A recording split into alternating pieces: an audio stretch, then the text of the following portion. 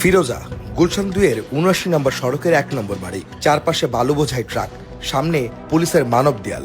শুধু দেশ নয়, পুরো বিশ্বের দৃষ্টি তখন সেই ফিরোজায়।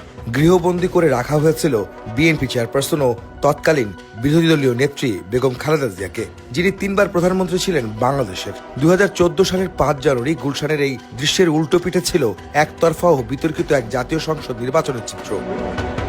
প্রার্থী না থাকায় আওয়ামী লীগের 153 জন বিনা প্রতিদ্বন্দ্বিতায় আগেই নির্বাচিত হয়ে গেলে 147টি আসনে নিয়ম রক্ষার ভোট করে তৎকালীন ক্ষমতাসীন দলের প্রধান শেখ হাসিনা।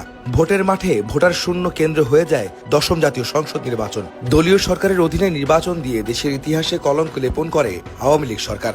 যদিও এতে অনেকটা রং ছড়ায় বিএনপি সহ সমমনার রাজনৈতিক দলগুলোর ভোট বর্জন। 5 তারিখে নির্বাচনে 153টা সিটে কোনো ভোট হয় নাই। মূলত এই বিতর্কিত কালো দিনটির পেছনে রয়েছে 2011 সালে সংবিধানের ত্রয়োদশ সংশোধনী বাতিলের মাধ্যমে তত্ত্বাবধায়ক সরকার ব্যবস্থা বিলুপ্ত করা।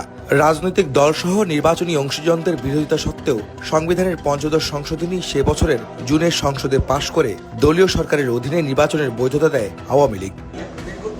শেখ হাসিনার একরোখা মনোভাবের কারণে আন্তর্জাতিক বিশ্বের চাপের মুখে পড়ে বাংলাদেশ।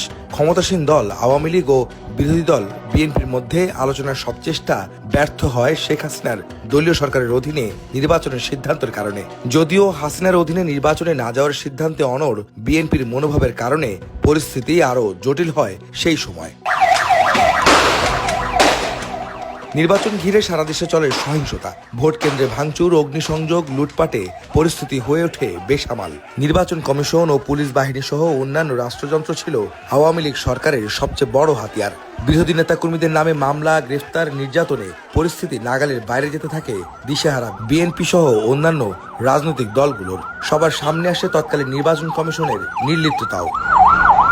নির্বাচন বিশ্লেষক ও রাজনৈতিক দল ছাড়াও নির্বাচন সংশ্লিষ্টদের মতে 2014 সালের 5 জানুয়ারি 5% ভোট না পড়লেও প্রায় 40% ভোট গ্রহণ দেখানো হয় 10ম জাতীয় সংসদ নির্বাচনে, যার মূল কারিগর হিসেবে দায়ী করা হয় কাজী রকিবউদ্দিন আহমদের কমিশনকে।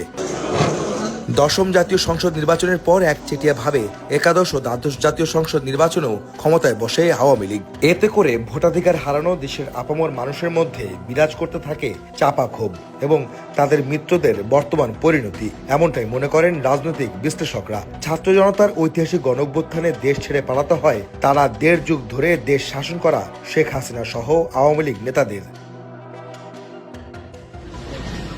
আহমেদ সালেহীন, সময় সংবাদ, ঢাকা।